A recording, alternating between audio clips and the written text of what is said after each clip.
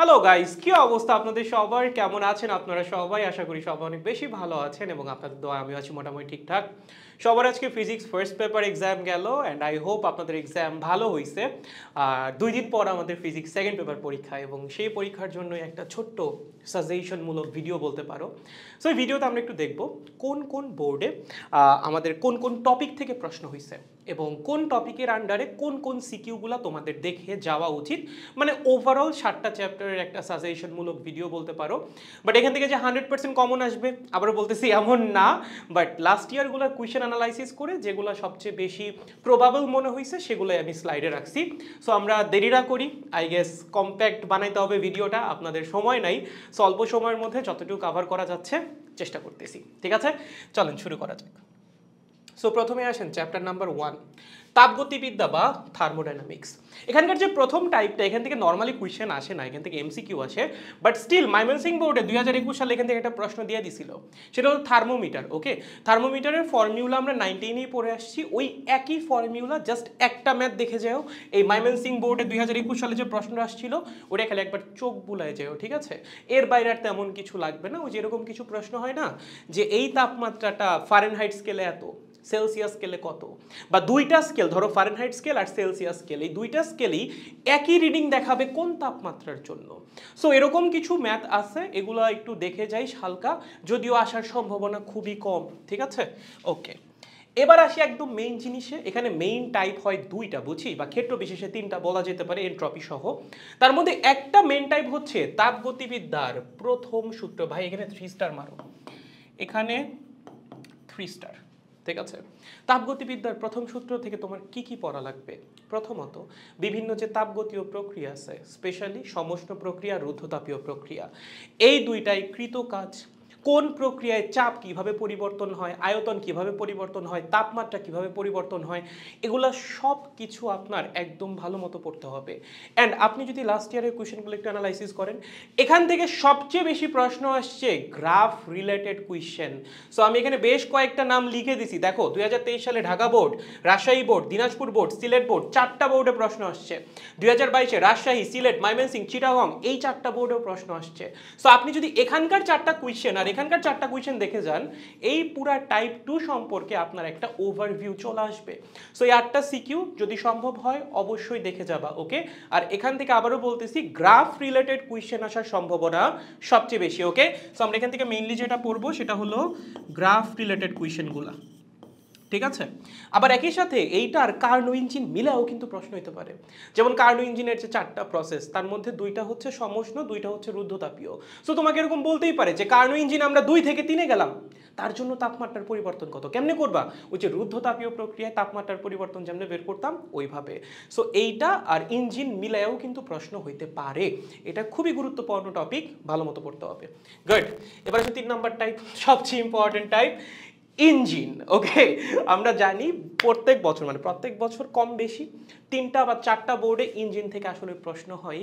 সেটা যদি 2023 সালের দিকে তুমি একটু তাকাও, দেখো কয়টা বোর্ডে প্রশ্ন হয়েছে? 7টা বোর্ডে। বরিশাল, চিটাগং, ঢাকা, ময়মনসিংহ, দিনাজপুর, কুমিল্লা, যশোর, 7টা বোর্ডে ইঞ্জিন থেকে প্রশ্ন আসছে। ইঞ্জিন থেকে প্রশ্নগুলো কিরকম হয়? ধরো তোমাকে বলবে যে কর্মদক্ষতা এত % আমি বাড়াবো, তার জন্য তাপ গ্রাহকের তাপমাত্রা কি পরিমাণ পরিবর্তন করা লাগবে, তাপ উৎসের তাপমাত্রা কি পরিমাণ পরিবর্তন করা লাগবে। আমাকে একটা ইঞ্জিন দিয়ে দিবে, ঠিক আছে, এবং তার বেশ কিছু ডেটা দিয়ে দিবে, দিয়ে প্রশ্ন করবে ইঞ্জিনটা কি প্রত্যাবর্তী ইঞ্জিন নাকি না, ঠিক আছে?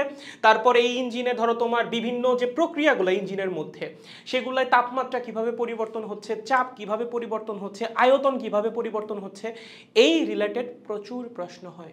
এখানে সিকিউগুলো দাগানো আছে, কোন সালে কোন বোর্ডে প্রশ্ন আসছে, এগুলো দেখা যাও, হোপফুলি কমন চলে আসবে, ঠিক আছে?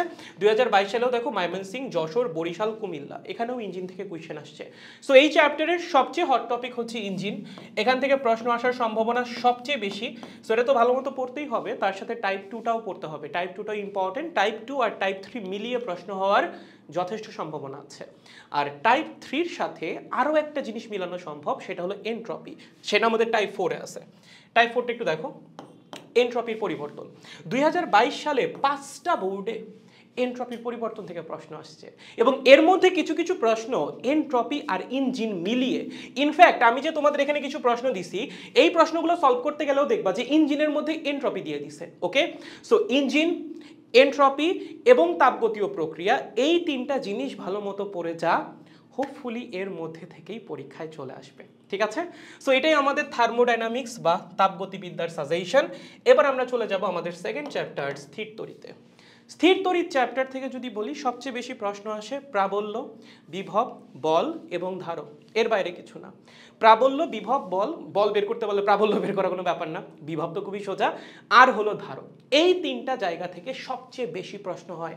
সো আমাদের টাইপ 1 যেটা তড়িৎ বল, প্রাবল্য এবং বিভব, একবার দেখ 2023 সালে সিলেট বোর্ড, ময়মনসিংহ বোর্ড, রাজশাহী, দিনাজপুর, কুমিল্লা, যশোর, বরিশাল, 7টা বোর্ডে এই প্রাবল্য বিভব থেকে প্রশ্ন হয়েছে। 2022 সালে ঢাকা, দিনাজপুর, চিটাগং, সিলেট, যশোর, বরিশাল, 6টা বোর্ডে প্রাবল্য বিভব থেকে প্রশ্ন হয়েছে। সো খুব খুব খুবই ইম্পর্টেন্ট। ওকে, যাদের ভালো মতো পড়া নাই, এই যে সিকিউ দেওয়া আছে এগুলো একটু টেস্ট পেপারগুলো দেখেন, বা আপনার কাছে যদি কোনো সাজেশন শিট থাকে সেখান থেকে খুলে দেখেন, আপনার আসলে মোটামুটি একবার রিভিশন দেওয়া হয়ে যাবে।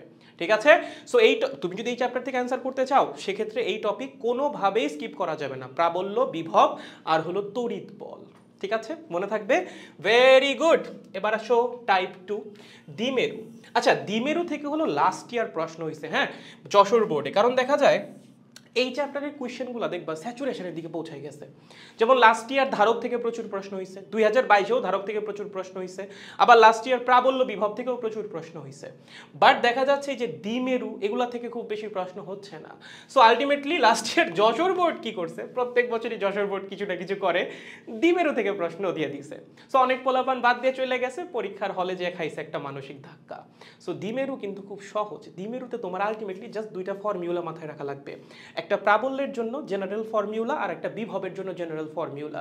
সো দুইটা ফর্মুলা মনে রেখে যদি তুমি ম্যাথ সলভ করে আসতে পারো, না পড়ে যাওয়াটাকে একটু বোকামি হয়ে যায় না? এবং এই চ্যাপ্টার থেকে কিন্তু অনেকগুলা বোর্ডে 2টা করে প্রশ্ন আসছে এইচএসসিতে। সো এই চ্যাপ্টার আপনার অবশ্যই পড়া উচিত যদি একটা চ্যাপ্টার থেকে 2টা প্রশ্ন আপনি টার্গেট করতে চান।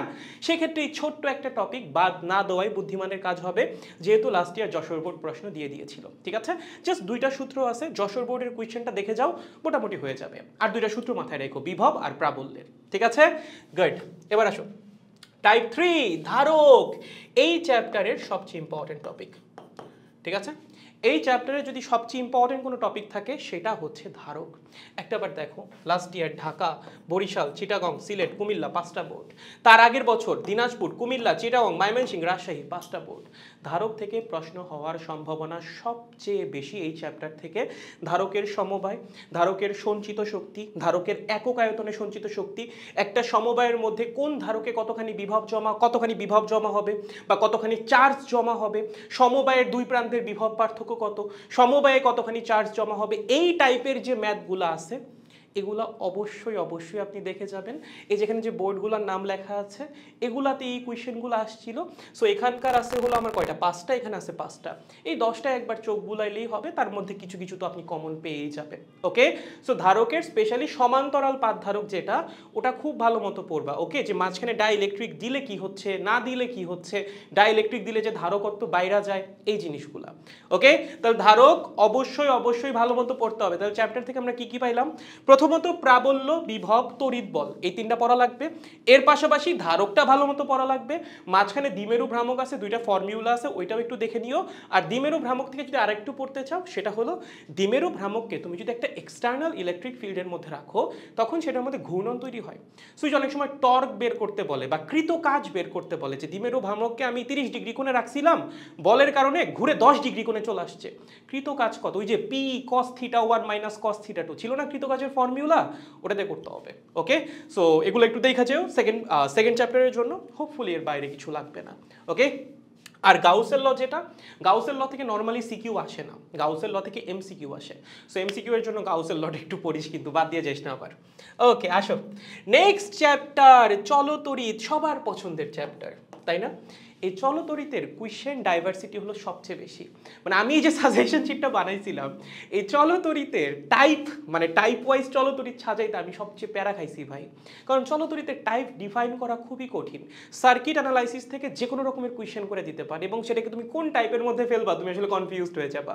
স্টিল আমি একটু চেষ্টা করছি। প্রথম যে টাইপটা সেটা হলো তোমাকে ওই যে তুল্য রোধ বের করতে বলে, ওইখানে কতখানি তাপ শক্তি উৎপন্ন হবে, সার্কিটের এই ব্রাঞ্চে কতখানি তাপ শক্তি উৎপন্ন হবে, এই তাপ শক্তি যদি আমি পানিতে দেই পানির তাপমাত্রা কতখানি বৃদ্ধি পাবে, এই টাইপের কিছু ম্যাথ আছে না, এগুলা কিন্তু বোর্ডে অনেক বেশি আসে, স্পেশালি 2022-এ।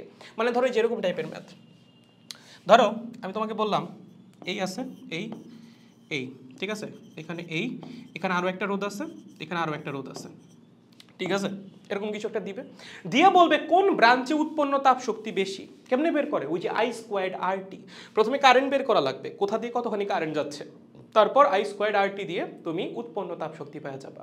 বা তোমাকে এরকম বলতে পারে যে দুইটা ব্রাঞ্চে উৎপন্ন তাপ শক্তির অনুপাত কত, অথবা এরকম বলতে পারে একটা কুণ্ডলী তুমি পানির মধ্যে ডুবাই রাখছো, সেই কুণ্ডলী রোদ দিয়ে দিবে তোমাকে বলবে 10 মিনিট ধরে আমি 5 অ্যাম্পিয়ার কারেন্ট ফ্লো করছি, পানির তাপমাত্রা কতখানি পরিবর্তন হবে। সো কুণ্ডলীতে কারেন্ট ফ্লো করার কারণে ওখানে তাপ শক্তি উৎপন্ন হবে I²RT পরিমাণ, সেখান থেকে পানির তাপমাত্রা বৃদ্ধি পাবে is equals to MS del theta, ওখান থেকে তুমি ডেল থিটার মানটা বের করবা, ঠিক আছে। সো এরকম কিছু কোয়েশ্চেন তুমি চট্টগ্রাম বোর্ড 2023-এ পাবা, দিনাজপুর বোর্ড 2023-এ পাবা, লাস্ট ইয়ার দুইটা আসছিল, আর 2022-এ প্রচুর কোয়েশ্চেন হয়েছিল এখান থেকে, রাজশাহী, বরিশাল, দিনাজপুর, চট্টগ্রাম, সিলেট, যশোর। ওকে, সো 7টা বোর্ডে কোয়েশ্চেন হয়েছিল 2022 সালে এই উৎপন্ন তাপ শক্তি থেকে। সো এই কোয়েশ্চেনগুলো একটু দেখে যাও যারা চলতরিৎ থেকে প্রিপারেশন নিতে চাচ্ছ, খুবই খুবই খুবই ইম্পর্টেন্ট। 2021-এও ঢাকা বোর্ডে কোয়েশ্চেন হয়েছে, তার আগেও আরো দুইটা বোর্ডে কোয়েশ্চেন হয়েছে এই উৎপন্ন তাপ শক্তি থেকে, ঠিক আছে, পারবো সবাই? Very good.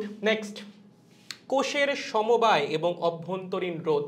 আমার এখনো মনে আছে 2021 নাকি 22 কোনো এক বছর আর কি, কোনো একটা বোর্ডে, কিন্তু লেখাও আছে যদিও কোন বোর্ডে আসছিল, এরকম একটা প্রশ্ন আসছিল যে সার্কিটের তুল্য রোধ কত, ঠিক আছে, বা সার্কিটের কারেন্ট বের করতে বলছিল।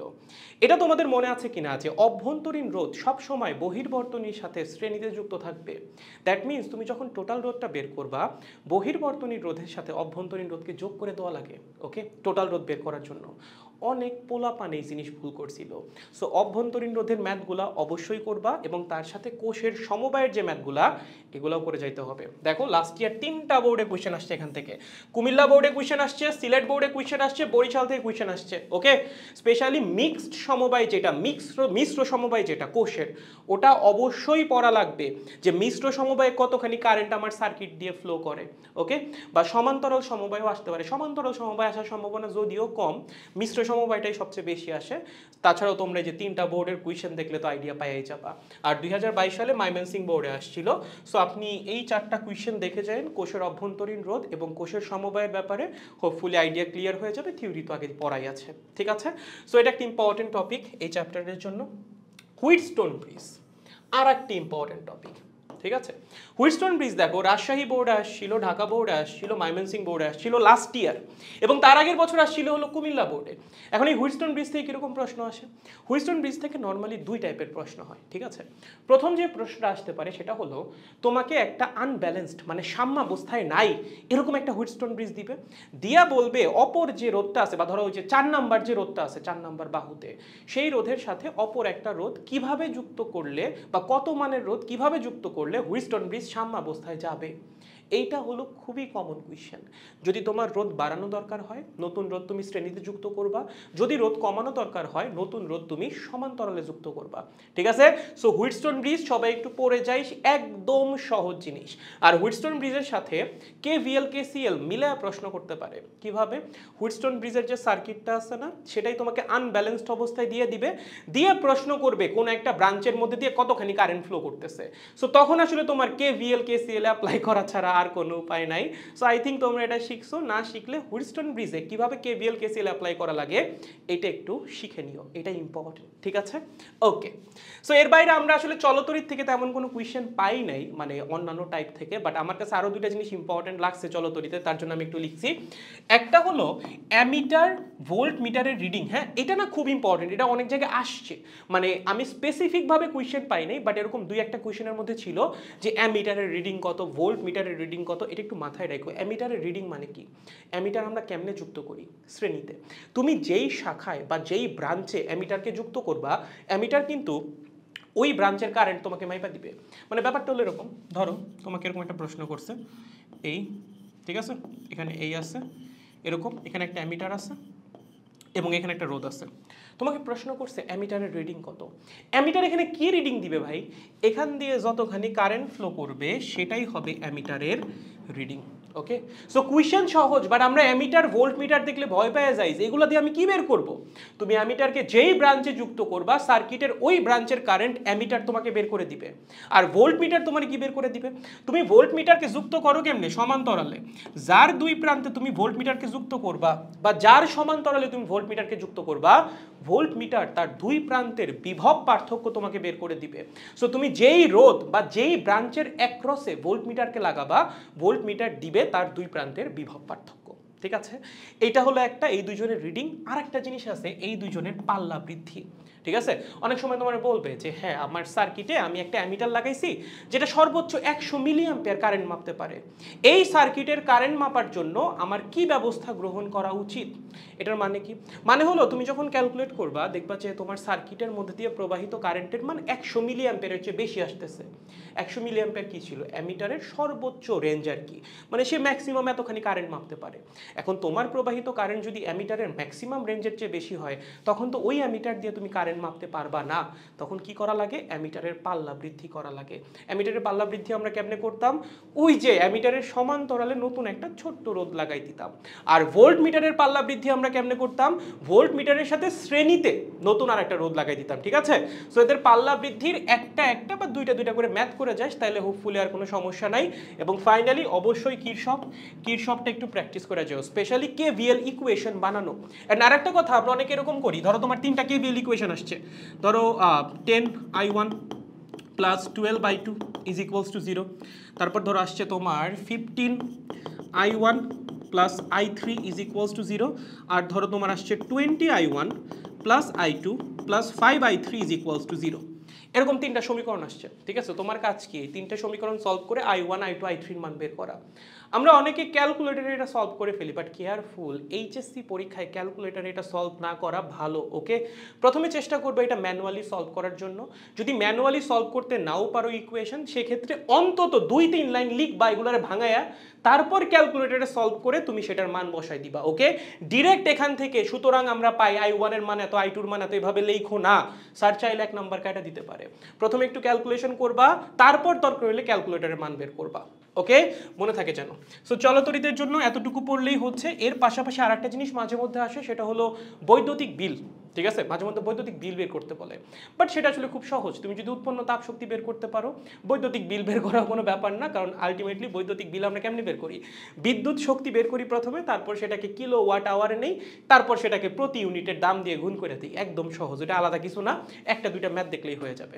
ঠিক আছে, তাহলে এই ছিল আমাদের চলতরিতের ওভারঅল সাজেশন। সবচেয়ে বেশি ইম্পর্টেন্ট হলো প্রথম পার্টটা উৎপন্ন তাপ শক্তি, এরপর হলো কোষের সমবায়, এছাড়া বিভিন্ন সার্কিট অ্যানালাইসিস টুকটাক আসে। আমি যে বোর্ডগুলোর নাম লিখে দিছি টাইপগুলোর আন্ডারে, ওগুলার সিকিউ দেখলে হোপফুলি সমস্যা হবে না। ওকে, গুড। এবার আসো চ্যাপ্টার নাম্বার 7 ভাই। আচ্ছা, চ্যাপ্টার নাম্বার 8টা আগে আছে, সমস্যা নেই, চ্যাপ্টার নাম্বার 7 আমরা একটু পরে দেখব। আধুনিক পদার্থবিজ্ঞান। আধুনিক পদার্থবিজ্ঞান থেকে প্রশ্ন আসার জায়গা আছে দুইটা। একটা হলো এই যে তোমার রিলেটিভিটি, দৈর্ঘ্য সংকোচন, কাল দীর্ঘায়ন, ভর বৃদ্ধি, স্পেশালি ঘনত্বের যে ব্যাপারটা আছে সেটা। আর একটা হলো ফোটো ইলেকট্রিক ইফেক্ট। এর বাইরে নর্মালি কোয়েশ্চেন হয় না। ওকে, সো আমরা যদি একটু দেখি, স্পেশালি কাল দীর্ঘায়ন, দৈর্ঘ্য সংকোচন, ভর বৃদ্ধি, আর এইটা ভাই, এইটা কেন যেন পোলাপান ভুল করে আমি জানি না, ঘনত্বের আপেক্ষিকতা, এইটা খুবই ইম্পর্টেন্ট। তুমি এই 3টা পারবা আমি জানি, বাট এইটা একটু পড়ে যেও। অনেকে হয়তো বা এইচএসসি লাইফেই পড়ছো, অলরেডি কলেজ লাইফেই পড়ছো, বাট কেউ যদি পড়ে না থাকো, অবশ্যই ঘনত্বের আপেক্ষিকতা পড়ে তারপর এইচএসসি পরীক্ষা দিতে যাবা। ঠিক আছে, এগুলো কোথায় পাবা? এই যে সিকিউগুলো দেওয়া আছে। 2023-এ রাজশাহী বোর্ড এবং চিটাগাং বোর্ড, 2টা বোর্ডে প্রশ্ন আসছে এখান থেকে। 2022-এ 4টা বোর্ডে প্রশ্ন আসছে এখান থেকে। 2021-এ 3টা বোর্ডে প্রশ্ন আসছে এখান থেকে। এই কোয়েশ্চেনগুলো একটু দেখ, স্পেশালি 2022-এর যেগুলা আর 2021-এরও 2-1টা আছে যেখানে ঘনত্বের আপেক্ষিকতা আছে, এগুলো না দেখে যাইস না। ঠিক আছে, সো এগুলো অবশ্যই দেখে তারপর পরীক্ষা দিতে যাবেন, যদি আপনার মডার্ন ফিজিক্স থেকে অ্যান্সার করার ইচ্ছা থাকে, এবং অ্যান্সার করার ইচ্ছা থাকা উচিত, কারণ এই চ্যাপ্টারটা খুব সহজ। ঠিক আছে, ওকে। এরপর কোয়েশ্চেন হইতে পারে মোট শক্তি, বিভব শক্তি, গতি শক্তি থেকে। মোট শক্তি কেমনে বের করে? M not C squared. বিভব শক্তি মোট শক্তি বের করে এম সি স্কোয়ার্ড দিয়ে, বিভব শক্তি বের করে এম নট সি স্কোয়ার্ড দিয়ে, আর গতি শক্তি কেমনে বের করে? M minus M not C squared দিয়ে। এখান থেকে সবচেয়ে বেশি আসে এমসিকিউ। এখান থেকে একটা এমসিকিউ তুমি পাবা, বুঝছো? এই যে তোমার মোট শক্তি, বিভব শক্তি আর গতি শক্তি থেকে। ওকে, স্টিল 2 বছর সিকিউ আসছে। 2023 সালে দিনাজপুর বোর্ডে প্রশ্ন আসছে এখান থেকে, 2022 সালে বরিশাল বোর্ডে প্রশ্ন আসছে এখান থেকে। সো এমসিকিউ এর জন্য তো তুমি পড়বাই, তার পাশাপাশি এই দুইটা সিকিউ একটু দেখে নিও, তাহলে আর কোনো কনফিউশন থাকবে না। ঠিক আছে, good. Next, photo electric effect. তাড়াতাড়ি 3 স্টার, তাড়াতাড়ি তাড়াতাড়ি তাড়াতাড়ি, কুইক কুইক কুইক। দেখো 2023 সালে ঢাকা বোর্ড, ময়মনসিংহ, রাজশাহী, কুমিল্লা, সিলেট, যশোর, বরিশাল 7টা বোর্ডে প্রশ্ন হয়েছে এখান থেকে। 2022 সালে ঢাকা, রাজশাহী, দিনাজপুর, চট্টগ্রাম 4টা বোর্ডে প্রশ্ন হয়েছে এখান থেকে। এই চ্যাপ্টারের যদি মোস্ট ফেভারিট কোনো টপিক থাকে ফর কুয়েশন এইচএসসি এক্সাম, সেটা অবশ্যই ফটো ইলেকট্রিক ইফেক্ট। এখান থেকে প্রশ্ন আসার সম্ভাবনা সবচেয়ে বেশি। এখান থেকে কি কি প্রশ্ন হতে পারে? 1, ফটো ইলেকট্রিক ইফেক্ট হবে কিনা। 2, সূচন কম্পাঙ্ক কত। 3, সূচন তরঙ্গ দৈর্ঘ্য কত। 4, নিবৃত্তি বিভব কত। ধাতুর কার্যাপেক্ষক কত। এগুলাই প্রশ্ন আসে ভাই। এবং স্পেশালি এখানে গ্রাফ আছে, গ্রাফ পড়ে যায়ও, এখানকার গ্রাফ আছে, হ্যাঁ গ্রাফ পড়ে যায়ও, এবং গ্রাফ রিলেটেড কিছু ম্যাথ আছে। ওকে, ওই যে গতি শক্তি ভার্সেস কম্পাঙ্কের, ওকে ওই ম্যাথগুলো একটু দেখে যায়, না দেখে কিন্তু চলে যায়ও না। এবং মাথায় রাখবা, আমাদের ফটো ইলেকট্রিক ইফেক্টের গতি শক্তি ভার্সেস কম্পাঙ্কের যে গ্রাফ, সেই গ্রাফের ঢাল থেকে কিন্তু আমরা প্ল্যাঙ্কের ধ্রুবকের মান পাই। ওকে, সো এখানে সিকিউগুলো দেওয়া আছে যেগুলো আসছে এই টপিক থেকে, এগুলো একবার দেখতে পারেন। আর হলো এই টপিকটা অবশ্যই অবশ্যই ভালো মতো পড়তে হবে, কারণ এই চ্যাপ্টারে এই একটা টপিকই অতিরিক্ত ইম্পর্টেন্ট। ওকে, তাহলে এই চ্যাপ্টার থেকে আমাদের মেইনলি পড়া লাগতেছে দুইটা জিনিস, একটা হলো আপেক্ষিকতার পার্টটা, যেটা খুবই সহজ, আর একটা হলো ফটো ইলেকট্রিক ইফেক্টের পার্টটা, এটাও সহজ। জাস্ট এই সিকিউগুলো দেখলেই আসলে তোমার ক্লিয়ার হয়ে যাবে। আর একবার বলতেছি, এখানে থেকে পড়া লাগবে কি কি, ফটো ইলেকট্রিক ইফেক্ট হবে কিনা, নিবৃত্তি বিভব কত, সূচন কম্পাঙ্ক কত, সূচন তরঙ্গ দৈর্ঘ্য কত, ধাতুর কার্যাপেক্ষক কত, এই প্রশ্নগুলাই আসে। আর হলো নির্গত ইলেকট্রনের গতি শক্তি মাঝে মধ্যে বের করতে বলে, যে ইলেকট্রন যেটা বের হবে ফটো ইলেকট্রিক ইফেক্টের কারণে, সেটার গতি শক্তি বা বেগ কত। ওর তো খুবই সহজ, গতি শক্তি বের করলে দেন হাফ এমভি স্কোয়ার থেকে ভি বের করা লাগবে, সহজ। ঠিক আছে, সো আই থিঙ্ক এই চ্যাপ্টার নিয়ে কারো খুব বেশি সমস্যা হবে না, এবং এখান থেকে অ্যান্সার করার চেষ্টা করো, সহজ চ্যাপ্টার, এটা পারার মতোই। ওকে, গুড। এবার আসেন ভৌত আলোক বিজ্ঞান চ্যাপ্টার নাম্বার 7। এখানে প্রশ্ন হয় ব্যতিচার থেকে। ঠিক আছে, দেখ একবার 2023 সালে 9টা বোর্ডে প্রশ্ন হয়েছে ব্যতিচার থেকে, 2022 সালে 7টা বোর্ডে প্রশ্ন হয়েছে ব্যতিচার থেকে। সো ব্যতিচার হলো এই চ্যাপ্টারের সবচেয়ে ফেভারিট টপিক। এখন ভাইয়া ব্যতিচার থেকে কি কি প্রশ্ন আসতে পারে? তোমাকে বিভিন্ন উজ্জ্বল বা অন্ধকার ডোরার অবস্থান জিজ্ঞাসা করতে পারে, বিভিন্ন উজ্জ্বল বা অন্ধকার ডোরার কৌণিক অবস্থান জিজ্ঞাসা করতে পারে, কোনো একটা স্পেসিফিক উজ্জ্বল বা অন্ধকার ডোরার কৌণিক বিস্তার জিজ্ঞাসা করতে পারে, কতগুলা ব্যতিচার ডোরা দেখা যাবে এরকম প্রশ্ন হইতে পারে, একটা নির্দিষ্ট দূরত্বে তুমি যে ডোরাটা পাবা সেটা কি উজ্জ্বল হবে নাকি অন্ধকার হবে এরকম প্রশ্ন হইতে পারে। এবং মোস্ট ইম্পর্টেন্টলি, তুমি একবার এক্সপেরিমেন্ট চালাইছো বাতাসে, আর একবার এক্সপেরিমেন্ট চালাইছো অন্য কোনো একটা মাধ্যমে, সেটা হইতে পারে পানি, সেটা হইতে পারে কেরোসিন। ওই মাধ্যমে নিয়ে যাওয়ার কারণে, মানে একটা মাধ্যম থেকে আর একটা মাধ্যমে তোমার সেটআপটাকে নিয়ে যাওয়ার কারণে তোমার ডোরার প্রস্থে বা তোমার দুইটা ডোরার মধ্যবর্তী দূরত্বে কি পরিবর্তন আসবে, এই প্রশ্ন প্রচুর আসে। যেমন ধরো আমরা যদি বলি পাশাপাশি দুইটা উজ্জ্বল ডোরার মধ্যবর্তী দূরত্ব কত, ল্যামডা ডি বাই এ, তাই না? এখন তুমি এই এক্সপেরিমেন্ট চালাইছো হলো একবার বাতাসে, আর একবার চালাইছো পানিতে। বলো তো এখানে পরিবর্তন কোথায় আসবে? পরিবর্তন আসবে ল্যামডাতে। কেন পরিবর্তন আসবে ল্যামডাতে? কারণ তুমি যখন বাতাস থেকে পানিতে যাবা, পানির তো প্রতিসরণাঙ্ক আলাদা, এবং নতুন প্রতিসরণাঙ্কতে গেলে অবশ্যই আলোর তরঙ্গ দৈর্ঘ্য চেঞ্জ হয়ে যাবে। যখন তরঙ্গ দৈর্ঘ্য চেঞ্জ হবে, তখন তোমার ডোরা প্রস্থ বলো, দুইটা উজ্জ্বলের মধ্যবর্তী দূরত্ব বলো, একটা উজ্জ্বল একটা অন্ধকারের মধ্যবর্তী দূরত্ব বলো, সব কিছুই চেঞ্জ হয়ে যাবে। সো এই টাইপের প্রশ্ন প্রচুর প্রচুর আসে। এখানে যে সিকিউগুলো দেওয়া আছে, স্পেশালি এইচএসসি 23-এর যে 7টা আছে, আর এইচএসসি 22-এর যে 5টা, বা সরি এখানে 9টা আছে, এখানে 7টা আছে, টোটাল 16টা কোয়েশ্চেন আছে। এর মধ্যে 10টা কোয়েশ্চেনে যদি আপনি ভালো মতো দেখা যান, that will be enough for you. Specially মাধ্যম পরিবর্তন করার কারণে ডোরা প্রস্থ, ডোরা ব্যবধান, এগুলাই কি পরিবর্তন আসতেছে। ঠিক আছে, মাধ্যম পরিবর্তন এইটা সবচেয়ে বেশি আসে। ভালো মতো পড়িস যে আমি বায়ু থেকে পানিতে নিয়ে গেলাম, বায়ু থেকে কেরোসিনে নিয়ে গেলাম, কি চেঞ্জ আসবে। ওকে, সো এটা একটু ভালো মতো পড়েন।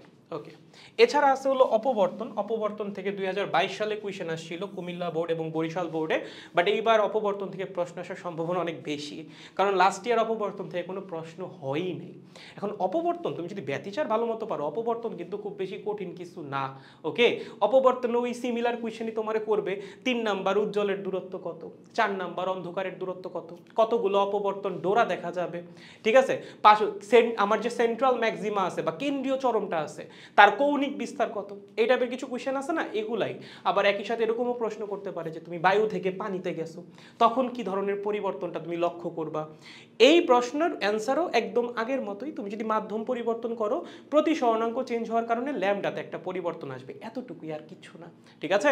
সো অপবর্তন এইবারের পরীক্ষার জন্য বা এইচএসসি 24-এর জন্য খুব বেশি ইম্পর্টেন্ট। সবগুলো বোর্ডে না আসলেও কয়েকটা বোর্ডে অবশ্যই অপবর্তন থেকে প্রশ্ন হওয়ার সম্ভাবনা আছে। সো অপবর্তনটা বাদ দিও না, এবং অপবর্তন পড়া মানে কিন্তু অবশ্যই সাথে সাথে অপবর্তন গ্রেটিংটাও পড়তে হবে। ওকে, এবং তোমাদের এমসিকিউ এর জন্য এরকম প্রশ্ন কিন্তু আসে, হ্যাঁ, যে তোমাকে ধরো একক দৈর্ঘ্যে তোমাকে চিরের সংখ্যা দিয়ে দিছে, দিয়ে বলছে গ্রেটিং ধ্রুবক কত, ঠিক আছে, এরকম প্রশ্ন আসে। তারপর ধরো তোমার ওই দিয়ে দিছে, কি বলে, একটা গ্রেটিংয়ের ধ্রুবক টুবক সব কিছু দিয়ে দিছে, দিয়ে প্রশ্ন করবে যে কতগুলো অপবর্তন ডোরা দেখা যাবে, থিটার ভ্যালু 90 ধরা লাগবে, ঠিক আছে, থিটার ভ্যালু 90 ধরে এনের মান যেটা আসবে সেটাই হলো ম্যাক্সিমাম অপবর্তন ডোরার সংখ্যা। সো এই টাইপের কোয়েশ্চেন এমসিকিউতেও আসে, এই টাইপের কোয়েশ্চেন মাঝে মধ্যে রিটেনেও আসে। সো অপবর্তনটা একটু ভালো মতো পড়িস, খুবই সহজ, আর অপবর্তন পড়লে অপবর্তন গ্রেটিংটাও সাথে সাথে একটু পড়ে ফেলিস, সময় লাগবে না, সহজ জিনিস ভাই। ওকে, আর এই চ্যাপ্টার হলো সমবর্তনটা আছে। এই সমবর্তন থেকে কখনো কোয়েশ্চেন আসে নাই, বাট সমবর্তনের কোয়েশ্চেন খুব সহজ। দুইটাই ল আছে, একটা ম্যালাসের ল আর একটা ব্রুস্টারের ল। একটা ল এরকম, I is equals to I naught cos square theta, আর একটা মোস্ট প্রবলি এরকম যে mu is equals to tan theta, ঠিক আছে। এরকম দুইটা ফর্মুলা আমাদের আছে, একটা ম্যালাসের আর একটা হলো ব্রুস্টারের। ওকে, সো এটা দিয়ে হলো মেইনলি আমরা সমবর্তন কোণটা বের করি। এখানে যে থিটাটা দেখতেছো এটা হলো সমবর্তন কোণ, আর এখান দিয়ে আমরা বের করি হলো, ধরো তোমার কাছে দুইটা পোলারাইজার আছে, এখান থেকে তল অসমবর্তিত আলো আসছে, এখানে একটা পোলারাইজার আছে, তাহলে এখান থেকে আমার সমবর্তিত আলো বের হবে। এরপর আমি আরও একটা পোলারাইজার রাখছি, তাহলে অলরেডি সমবর্তিত আলো আসছে, এই পাশ থেকে কি বের হবে, আর একটা সমবর্তিত আলো বের হবে। বাট দুইটা পোলারাইজারের মধ্যবর্তী কোণ যদি 0 ডিগ্রি না হয়ে অন্য কিছু হয়, সেক্ষেত্রে প্রথম পোলারাইজার থেকে নির্গত আলোর তীব্রতা আর দ্বিতীয় পোলারাইজার থেকে নির্গত আলোর তীব্রতা হবে ডিফারেন্ট। এই ফর্মুলার আই যেটা, সেটা হলো দ্বিতীয় পোলারাইজার থেকে নির্গত আলোর তীব্রতা, I নট হলো প্রথম পোলারাইজার থেকে নির্গত আলোর তীব্রতা, আর থিটা হলো দুইটা পোলারাইজারের মধ্যবর্তী কোণ, ঠিক আছে। আর এখানে যে মিউ বা মিউ না, ইটা দাও, মিউ না দেখি ইটা লেখো, ইটা, ঠিক আছে। এই ইটাটা হলো প্রতিসরণাঙ্ক, ঠিক আছে। এটা কখন হয় বলো তো, ওই যে আমরা যখন প্রতিফলনের মাধ্যমে সমবর্তন করি, প্রতিফলিত রশ্মিটা সমবর্তিত রশ্মি হয়ে যায়, এটা আমরা জানি না, যে একটা মাধ্যমের উপর আলো এসে পড়লো, ঠিক আছে, এই আলোটার যখন একটা অংশ তো প্রতিফলিত হবে আর একটা প্রতিসরিত হবে, একটা নির্দিষ্ট আপতন কোণের জন্য প্রতিফলিত যে রশ্মিটা সেটা পুরোপুরি তল সমাবর্তিত হয়ে যায়। যেই কোণের জন্য বা যেই আপতন কোণের জন্য প্রতিফলিত রশ্মিটা তল সমাবর্তিত হয় সেটাকে আমরা বলি সমবর্তন কোণ, এবং সেটা বের করার ফর্মুলা হলো এই যেটা, এই থিটাটাই হলো সেই সমবর্তন কোণ। ওকে, আর এখানে যে তুমি ইটাটা দেখতে পাচ্ছ, এই ইটাটা হলো দুইটা মাধ্যমের প্রতিসরণাঙ্ক, মানে একটার সাপেক্ষে আর একটার প্রতিসরণাঙ্ক, ঠিক আছে, একদম সহজ জিনিস। সো এতটুকুই মেইনলি আমাদের পড়া লাগতেছে, ব্যতিচারের অপবর্তন, অপবর্তন গ্রেটিং এবং সমবর্তনটা একটু দেখা গেলে, খুব বেশি প্যারা নাই, জাস্ট দুইটা ফর্মুলা ভাই, এর বাইরে কিছু নাই। ওকে, পারবো, গুড। চল এবার আসো চ্যাপ্টার 9, নিউক্লিয়ার পদার্থবিজ্ঞান। এটা হলো এইচএসসি পরীক্ষার্থীদের সবচেয়ে ফেভারিট চ্যাপ্টার। কেন? কারণ এই চ্যাপ্টারের প্রশ্ন হয় সবচেয়ে সহজ। ওকে, বাট এখানে যেটা হয়েছিল, এই যে টপিকটা, চ্যাপ্টারের শুরুর টপিকটা, আমি নিজে যখন এইচএসসি স্টুডেন্ট ছিলাম ভাই, সত্যি কথা আমি নিজে এটা পড়ি নাই, কারণ এটা কেমিস্ট্রির টপিক ভাই, এখান থেকে ফিজিক্সে কখনো কোয়েশ্চেন আসতো না। বাট রিসেন্টলি এই ট্রেন্ড শুরু হয়েছে। 2023 সালে ময়মনসিংহ বোর্ডে এই কক্ষপথের ব্যাসার্ধ নির্ণয়, কক্ষপথের শক্তি নির্ণয় থেকে প্রশ্ন আসছে। সিমিলারলি 2022 সালেও দুইটা বোর্ডে এখান থেকে প্রশ্ন আসছে। কি প্রশ্ন করবে? তোমাকে বলবে 3 নাম্বার কক্ষপথের শক্তি কত, 4 নাম্বার কক্ষপথের ব্যাসার্ধ কত, 4 নাম্বার কক্ষপথ থেকে একটা ইলেকট্রন 3 নাম্বার কক্ষপথে নাইমে আসছে, তার জন্য অবশ্যই কি একটা আলোক রশ্মি বা একটা তাড়িত চৌম্বক তরঙ্গ নির্গত হবে।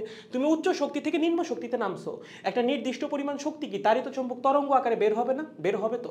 তোমাকে প্রশ্ন করবে নির্গত যে তাড়িত চৌম্বক তরঙ্গটা সেটা কি দৃশ্যমান রেঞ্জের মধ্যে পড়তেছে নাকি না। তোমার কাজ কি ইলেকট্রন উপর থেকে নিচে নামার কারণে যে আলোটা বের হয়েছে সেটা তরঙ্গ দৈর্ঘ্য বের করা। সেটা যদি দৃশ্যমান রেঞ্জের মধ্যে পড়ে বলবা যে হ্যাঁ এখান থেকে যে আলোটা বের হবে সেটা আমি চোখে দেখতে পারবো, এতটুকুই আর কিছু না। ওকে, সো এখান থেকে এই প্রশ্নগুলাই হয়, তোমাকে ব্যাসার্ধ বের করতে বলে, শক্তি বের করতে বলে, আর ইলেকট্রন ট্রান্সফারের কারণে নির্গত আলোর তরঙ্গ দৈর্ঘ্য বের করতে বলে।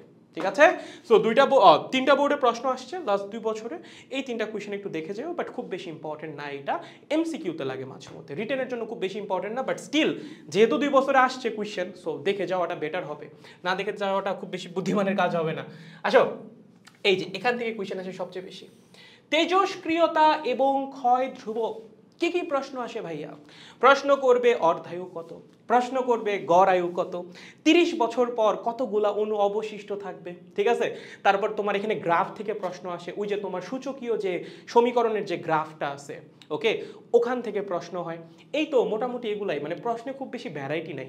আর একটা প্রশ্ন আসে সেটা হলো তেজস্ক্রিয়তা। হ্যাঁ, এখান থেকে না মাঝে মধ্যে তেজস্ক্রিয়তা বের করতে বলে। কি বের করতে বলে? তেজস্ক্রিয়তা। ওকে, এই প্রশ্ন মাঝে মধ্যে আসে, তেজস্ক্রিয়তা কোনটা বলো তো, তেজস্ক্রিয়তা কেমনে বের করবা? তেজস্ক্রিয়তার ফর্মুলা আমরা অনেকেই জানি না, লেখো dN/dt is equals two lambda n, এটা হলো তেজস্ক্রিয়তার ফর্মুলা। ঠিক আছে, সো ল্যামডা হলো আমাদের ওই ক্ষয় ধ্রুবক যেটা সেটা, আর n হলো তুমি যেই মোমেন্টে তেজস্ক্রিয়তা বের করতেছো ওই মোমেন্টে তোমার পাত্রের মধ্যে উপস্থিত পরমাণুর সংখ্যা। ঠিক আছে, মানে তেজস্ক্রিয়তা মানে কি, প্রতি সেকেন্ডে কতগুলো পরমাণু ভেঙে যাচ্ছে সেটাই তো তেজস্ক্রিয়তা, মানে dN/dt that is equals two lambda n। Okay, so এটা একটু মাথায় রাখিস তেজস্ক্রিয়তার ফর্মুলাটা। এছাড়া ক্ষয় ধ্রুবকের যেসব বেসিক ম্যাথ আছে, এত সময় পর কতগুলো অবশিষ্ট থাকবে, অর্ধায়ু কত, গড় আয়ু কত, এগুলাই আসে, এর বাইরে খুব বেশি কোয়েশ্চেন হয় না। ঠিক আছে, এবং এখানে আরেকটা জিনিস যেটা ইম্পর্টেন্ট, যেটা বললাম গ্রাফ, আমাদের সূচকীয় সমীকরণের যে গ্রাফটা আছে ওই গ্রাফের মধ্যে তোমার বিভিন্ন পয়েন্টের ভ্যালু দিয়ে দিবে, সেখান থেকে ম্যাথ করতে বলবে। সো গ্রাফের ম্যাথগুলো একটু দেখে যাবা। কোথায় পাবা সেই ম্যাথগুলো? এই যে দাগানো আছে। 2023 সালে 1টা 2টা 3টা 4টা 5টা 6টা 7টা বোর্ডে কোয়েশ্চেন আসছে। 2022 সালেও 5টা বোর্ডে কোয়েশ্চেন আসছে, 12টা কোয়েশ্চেন আছে। এই 12টার মধ্যে অ্যাটলিস্ট 10টা কোয়েশ্চেন দেখে যাও, চোখ বুলাই যাও, সবগুলা সিমিলার টাইপের কোয়েশ্চেন ভাই, হোপফুলি এই চ্যাপ্টার থেকে অ্যান্সার করে আসতে পারবা। ঠিক আছে, গুড। এই চ্যাপ্টারে আরেকটা টপিক আছে, সেটা হলো আই হাই। আচ্ছা, আরেকটা টপিক আছে, আমি একটু লিখে দিই, সেটা হলো ভর ত্রুটি। সেটা কি? সেটা হলো ভর ত্রুটি। ওকে, এইটা খুব ইম্পর্টেন্ট, ভর ত্রুটি অ্যান্ড বন্ধন শক্তি। ওকে, এরকম কোয়েশ্চেনও বোর্ডে কিন্তু আসে। ভর ত্রুটি বের করা কিন্তু কোনো প্যারাই না, বিচ্ছিন্ন অবস্থার ভর থেকে নিউক্লিয়াসের যে ভরটা সেটাকে বাদ দিয়ে দেওয়া লাগে। এবং কয়েকটা জিনিস মাথায় রাখা লাগবে, যে 1 AMU সমান কত কেজি, 1 AMU থেকে কতখানি শক্তি পাওয়া যায়, 931.5 মেগা ইলেকট্রন ভোল্ট, সেখান থেকে বন্ধন শক্তি বের করা যায়, প্রতি নিউক্লিয়ন বন্ধন শক্তি বের করা যায়, এগুলো মাথায় রাখবি। প্রথমটা কি মনে রাখতে হবে? ভর ত্রুটি। ঠিক আছে, তারপর বন্ধন শক্তি। ঠিক আছে, বন্ধন শক্তি, আর 3 নাম্বার হবে পার নিউক্লিয়ন বন্ধন শক্তি।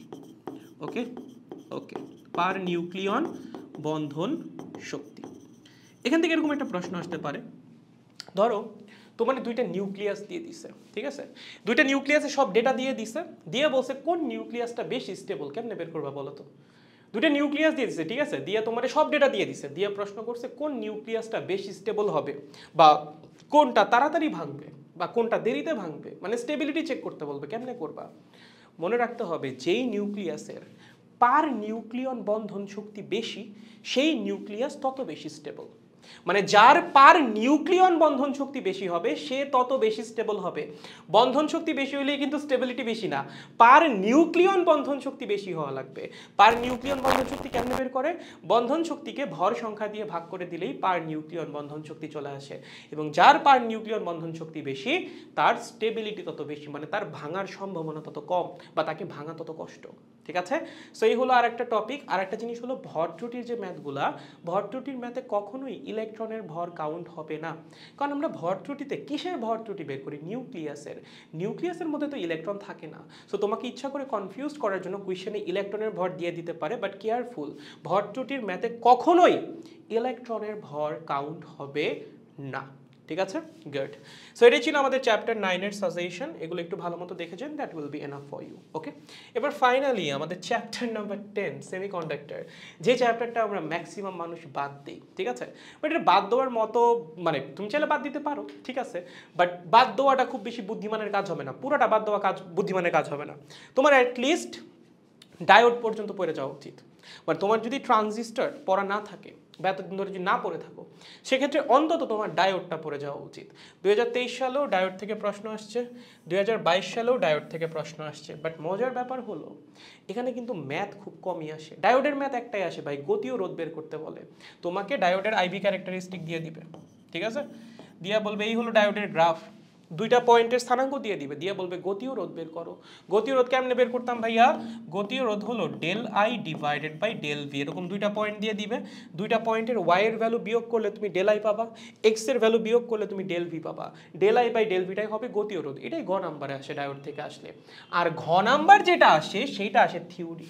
বিভিন্ন রকম থিওরি হইতে পারে, ডায়োডের ফরওয়ার্ড বায়াসিং, ডায়োডের রিভার্স বায়াসিং, রেকটিফায়ার হিসেবে diode, specially full bridge rectifier যেটা বা ফুল ওয়েভ রেকটিফায়ার যেটাকে আমরা ব্রিজ রেকটিফায়ার বলি, ওইটা তো মানে খুবই কমন। সো ফুল ওয়েভ রেকটিফায়ারের ইনপুট কীরকম হয়, আউটপুট কীরকম হয়, সার্কিটটা দেখতে কীরকম, এগুলো একটু ভালো মতো মাথায় রেখে যাও। হাফ ওয়েভ রেকটিফায়ার তো আসলে খুবই সোজা, ওইটা মনে হয় না খুব বেশি সমস্যা হবে। আর যদি থিওরিতে এরকম রেকটিফায়ার আসে, জিনিসটা খুব সুন্দর মতো এক্সপ্লেন করে দিয়ে আসবা। হ্যাঁ, পজিটিভ হাফ সাইকেলে কী হয় ওইটা একবার লিখবা, নেগেটিভ হাফ সাইকেলে কী হয় ওইটা আর একবার লিখবা। ওকে, একটু গুছাই লিখে দিয়ে আসবা। আর এছাড়া আইভি ক্যারেক্টারিস্টিকের যে কার্ভটা আছে, মানে এটা যে গ্রাফটা দেখতে কেমন, এরকম এখান থেকে, সরি, এখান থেকে এরকম এরকম এরকম, দেন হলো এরকম ব্রেকডাউন। হ্যাঁ, সো এই গ্রাফের মধ্যে কোথায় কি হচ্ছে না হচ্ছে এটা একটু ভালো মতো দেখা যাইস। এই আইভি ক্যারেক্টারিস্টিক কার্ভ যেটা, এটা থিওরির জন্য ইম্পর্টেন্ট, মানে সিকিউ এর জন্য ইম্পর্টেন্ট, আবার এমসিকিউ এর জন্য ইম্পর্টেন্ট। ঠিক আছে, সো আইভি ক্যারেক্টারিস্টিক কার্ভ, ডায়োডের ফরওয়ার্ড বায়াসিং, রিভার্স বায়াসিং, ডায়োডের গতি ও রোধ বের করা, এবং হলো রেকটিফায়ার হিসেবে diode, specially full wave rectifier যেটাকে আমরা ব্রিজ রেকটিফায়ার বলি, 4টা ডায়োড দিয়ে যেটা বানানো হয়, ওইটা একটু ভালো মতো পড়ে যাও। ওকে, গুড। এবার আসো মোস্ট ইম্পর্টেন্ট টপিক, ট্রানজিস্টর। ভাই কি বলবো এখানে বল, প্রতি বছরই ট্রানজিস্টর থেকেই প্রশ্ন আসে। লাস্ট ইয়ার দেখ 1 2 3 4 5 6টা বোর্ডে ট্রানজিস্টর থেকে কোয়েশ্চেন আসছে, তার আগের বছর 60টা বোর্ডে ট্রানজিস্টর থেকে কোয়েশ্চেন আসছে, তার আগের বছরও 60টা বোর্ডে ট্রানজিস্টর থেকে কোয়েশ্চেন আসছে। ট্রানজিস্টর থেকে কোয়েশ্চেন আসে দুইটা, একটা হলো ট্রানজিস্টরকে কিভাবে অ্যাম্পলিফায়ার হিসেবে ব্যবহার করা যায়, কিভাবে করবা তুমি হলো ট্রানজিস্টর যে এনপিএন যে ট্রানজিস্টর হয় সেটাকে কমন ইমিটার কনফিগারেশনে নিয়ে গিয়ে ফরওয়ার্ড অ্যাক্টিভ মোডে রান করবা। কি বললাম, কনফিগারেশন কোনটা হবে, কমন ইমিটার কনফিগারেশন, এবং কোন মোডে রান করতে হবে, ফরওয়ার্ড অ্যাক্টিভ মোডে। সো একটা কমন ইমিটার কনফিগারেশনের ট্রানজিস্টরকে যদি ফরওয়ার্ড অ্যাক্টিভ মোডে রান করা হয়, সেক্ষেত্রে সেটা একটা অ্যাম্পলিফায়ার হিসেবে কাজ করে। অ্যাম্পলিফায়ার হিসেবে কাজ করে মানে হলো তুমি ইনপুটে যে সিগন্যালটা দিবা, আউটপুটে সেটা বিবর্ধিত বা অ্যাম্পলিফাইড ভার্সন হিসেবে পাবা। ঠিক আছে, সো অ্যাম্পলিফায়ার হিসেবে ট্রানজিস্টর কীভাবে কাজ করে এটা খুব বেশি ইম্পর্টেন্ট। আর একটা যে ব্যবহার আছে ট্রানজিস্টরে সেটা হলো সুইচিংয়ে। ঠিক আছে, আমরা সুইচিংয়ের কাজেও ট্রানজিস্টরকে ব্যবহার করতে পারি। আমরা যখন অ্যাম্পলিফায়ার হিসেবে কাজ করাতাম ট্রানজিস্টরকে, তখন আমাদের রান করানো লাগতো ফরওয়ার্ড অ্যাক্টিভ মোডে। আর সুইচ হিসেবে যখন কাজ করাবো বা সুইচিংয়ের পারপাসে যখন ব্যবহার করবো ট্রানজিস্টর, তখন সেটা অপারেট করবে আমাদের যে তোমার স্যাচুরেশন রিজিয়ন ওখানে, আর হলো কাট অফ রিজিয়ন এর মধ্যে। মানে যখন ট্রানজিস্টর স্যাচুরেশন রিজিয়নে থাকবে তখন সুইচটা চালু থাকবে, আর যখন সে কাট অফ রিজিয়নে থাকবে তখন সুইচটা অফ থাকবে, এতটুকুই। ওকে, সো অ্যাম্পলিফিকেশন পারলে আসলে সুইচিং খুব বেশি প্যারা না। এছাড়াও এখান থেকে ম্যাথ আসে। ওকে, ম্যাথ আসলেই আসে। একটা হলো প্রবাহ বিবর্ধন গুণকের ম্যাথ, আর হলো কিছু ম্যাথ আসে যেগুলো তোমার কেভিএল দিয়ে করা লাগে। ঠিক আছে, সো এখানে ম্যাথ হয় দুই রকমের, একটা হলো প্রবাহ বিবর্ধন গুণক, এবং আরেকটা হলো যে ম্যাথগুলো সেগুলো তুমি কেভিএল দিয়ে করবা। মানে দেখবা কিছু প্যাচানো সার্কিট আসতেছে, সেখানে আসলে কেভিএল অ্যাপ্লাই করলে এমনি মিলা চাই। তুমি যদি কেভিএল পারো এই সার্কিটগুলো সলভ করা কোনো ব্যাপার না। ওকে, সো এই হলো আমাদের ট্রানজিস্টর। সো এখান থেকে আমাদের অ্যাম্পলিফিকেশনটা পড়া লাগতেছে, সুইচিংটা পড়া লাগতেছে, আর কিছু ম্যাথ আছে সেই ম্যাথগুলো একটু করা লাগতেছে। এই বোর্ড কোয়েশনগুলো দেখলেই তোমার আসলে মোটামুটি আইডিয়া চলে আসবে। তুমি 22 আর 23-এর কোয়েশন দেখে যাও, that will be enough for you. কারণ থিওরিটিক্যাল ব্যাখ্যা তো সেমই, তুমি থিওরিটিক্যাল ব্যাখ্যা একবার বুঝলেই হয়ে যাচ্ছে, ওখানে ভ্যারিয়েশনের সুযোগ নাই। ম্যাথ তুমি 3-4 টাইপের দেখে দেখে যাও এবং সেগুলো তুমি বোর্ড কোশ্চেনের মধ্যেই পেয়ে যাবা, এর বাইরে না। ওকে, ঠিক আছে, তাহলে এই হলো মোটামুটি। আর এই চ্যাপ্টার লাস্টে আরেকটা জিনিস আছে, সেটা হলো আমাদের যে আইসিটির পার্টটা, লজিক গেট এবং number system. Last year Dhaka বোর্ডে এখান থেকে প্রশ্ন আসছে, ঠিক আছে। সো এটা কিন্তু ইম্পর্টেন্ট, বুঝছিস। তোকে একটা সার্কিট দিয়ে দিবে, দিয়ে বলবে এটা কি হিসাবে কাজ করতেছে, এটা কোন গেট, ঠিক আছে। তারপর বলবে সেটা সত্যক সারণী বানাইতে। ওকে, সো লজিক গেট প্লাস ওই লজিক গেটের বা ওই সার্কিটের সত্যক সারণী, এটা কিন্তু প্রচুর আসে। ওকে, 2021-এও আসছে এই সিমিলার কুয়েশন, সেম কুয়েশন ভাই। তোকে লজিক গেট বানাইতে বলবে যে কোন লজিক গেট এটা, এবং সেটা সত্যক সারণী লেখো। 2023-এ একবার আসছে, 2021-এ আসছে 5টা বোর্ডে, ঠিক আছে। সো 21-এর এই 5টা বোর্ডের কোয়েশ্চেন একটু দেখিস, আর হলো 23-এর ঢাকা বোর্ডের কোয়েশ্চেনটা দেখিস, তাইলে আই গেস এতটুকু বুঝবি। আর আইসিটি তো তোরা পারিসই, লজিক গেট নিয়ে তো মনে হয় না কারো তেমন কোনো সমস্যা থাকা উচিত। আর নাম্বার সিস্টেম যেটা, এখান থেকে আমি কখনো রিটেন কোয়েশ্চেন হতে দেখি নাই, রিটেন কোয়েশ্চেন হওয়ার কথাও না, বাট এমসিকিউ তো আসতে পারে, এটা এমসিকিউ এর জন্য ইম্পর্টেন্ট। আইসিটিতে পড়াই আছে, আই গেস খুব বেশি সমস্যা হওয়ার কথা না। ওকে, সো এই হলো আমাদের 10 নাম্বার চ্যাপ্টারের সাজেশন, এরপর আসলে তেমন কিছু নাই। সো আজকের সাজেশনটা একটু ছোটই রাখার চেষ্টা করছি, আগের দিনটা বেশ লেন্দি হয়ে গেছিল। যাই হোক, সো আপনারা একটু পড়তে থাকেন বাসায় বসে। আজকে তো প্রথম রাত, মানে আজকে হলো বৃহস্পতিবার রাত। সো আজকে চেষ্টা করো 3টা চ্যাপ্টার পড়ার জন্য, অ্যাটলিস্ট 7, 8, 9। 7, 8, 9 খুবই সহজ, এই 3টা পড়তে মনে হয় না খুব প্যারা হবে। 10 নাম্বারটা যদি তোমার আগে না পড়া থাকে, ওটা সবার লাস্টে পড়ো। কালকের দিনে তোমার কাজ হবে হলো বাকি যে 3টা বড় বড় চ্যাপ্টার আছে, থার্মোডাইনামিক্স, স্থির তড়িৎ আর চলতড়িৎ পড়া। এবং কালকে বিকাল বা সন্ধ্যা থেকে তোমার আসলে এমসিকিউ প্রিপারেশন শুরু করা উচিত, এমসিকিউ এবং ক খ। ওকে, একটা সন্ধ্যা থেকে পুরা রাত তোমার জাস্ট এমসিকিউ আর ক খর জন্য রাখা উচিত, যেহেতু সময় আছে এই পরীক্ষার জন্য। সো আজকে যদি তুমি 3টা চ্যাপ্টার শেষ করতে পারো, 6, 7, 8, 9, আর যদি তুমি কালকে আরও 3টা শেষ করতে পারো দিনের মধ্যে, 1, 2, 3, তাইলে আসলে সন্ধ্যা থেকে রাত পর্যন্ত এমসিকিউ প্রিপারেশন নেওয়াটা তোমার জন্য খুব বেশি ইজি হবে। তুমি পরের দিন বসে যত যা পারো তুমি রিভিশন দিও, সমস্যা নাই, ঠিক আছে। বাট আমি চাই তুমি শুক্রবারের মধ্যে সিলেবাসটা একবার শেষ করো, এবং শুক্রবার সন্ধ্যা থেকে তোমার আসলে এমসিকিউ প্রিপারেশনটা শুরু হোক। কারণ ফিজিক্স ফার্স্ট পেপারেও যেই সমস্যাটা দেখলাম পোলাপানের, সেটা হলো এমসিকিউ নিয়ে সমস্যা। সবার এমসিকিউ নিয়ে সমস্যা হচ্ছে, টাইম ম্যানেজমেন্টে তোমরা প্যারা খাচ্ছ, অল্প সময়ের মধ্যে শেষ করতে পারতেছো না, এমসিকিউতে ম্যাথ আসলে পারতেছো না। এরকম হওয়া উচিত ছিল না, বাট হচ্ছে। সো এটার জন্য প্র্যাকটিস করতে হবে, প্র্যাকটিস ছাড়া আর কোনো উপায় নাই। সো এমসিকিউ এর জন্য একটা ডেডিকেটেড টাইম রাখো, যে হ্যাঁ এই টাইমটা হলো আমি এমসিকিউ নিয়ে পড়াশোনা করবো, তাইলেই মোটামুটি হবে। আর যদি বলি যে কোন চ্যাপ্টার থেকে 2টা প্রশ্ন আসার সম্ভাবনা বেশি, আমার কাছে মনে হয় স্থির তড়িৎ থেকে 2টা প্রশ্ন আসার সম্ভাবনা সবচেয়ে বেশি, তাপগতিবিদ্যা থেকেও 2টা প্রশ্ন আসতে পারে। এছাড়া বাকি যে চ্যাপ্টারগুলো, সেগুলো কোনোটা থেকে তো মানে চাইলে ইচ্ছা করলে দিতেই পারে। যেমন 2022 সালে তোমার সেমিকন্ডাক্টর থেকে 2টা প্রশ্ন হয়েছে। সেরকম যদি স্যাররা যদি ইচ্ছা মতো দেয়, সেক্ষেত্রে তো আসলে প্রেডিকশন করা সম্ভব হয় না। বাট রিসেন্ট ইয়ারগুলো যদি তুমি অ্যানালাইসিস করো, দেখবা যে স্থির তড়িৎ থেকে সবচেয়ে বেশি 2টা প্রশ্ন আসছে, থার্মোডাইনামিক্স থেকেও আসছে, ঠিক আছে। সো প্রথম 2টা চ্যাপ্টার, 3 নাম্বার চ্যাপ্টারও তুমি চাইলে ইনক্লুড করতে পারো আর কি। বাট প্রথম 2টা হলো সবচেয়ে বেশি ইম্পর্টেন্ট 2টা প্রশ্ন আসার জন্য। সো প্রথম দিকের যে চ্যাপ্টারগুলো আছে, সেগুলো বাদ না দেওয়াই ভালো হবে, সেগুলো একটু পর তুই বাদ দিলে লাস্টে গিয়ে চ্যাপ্টার 10টা বাদ দিতে পারিস। বাট যেহেতু সময় আছে, আমি বলবো সবগুলো চ্যাপ্টারই পড়ার জন্য। ফার্স্ট পেপারে 7টা চ্যাপ্টারের প্রিপারেশন নিয়ে যেতে পারছিস একদিনে, সেকেন্ড পেপারে একদিন পুরা 24 ঘন্টা বেশি ভাই, ঠিক আছে। সো এটাকে তো কাজে লাগাইতেই হবে। সবাই ভালো মতো পড়াশোনা করো, সবার পরীক্ষা হোপফুলি অনেক বেশি ভালো হবে। সবাইকে best of luck, take care guys.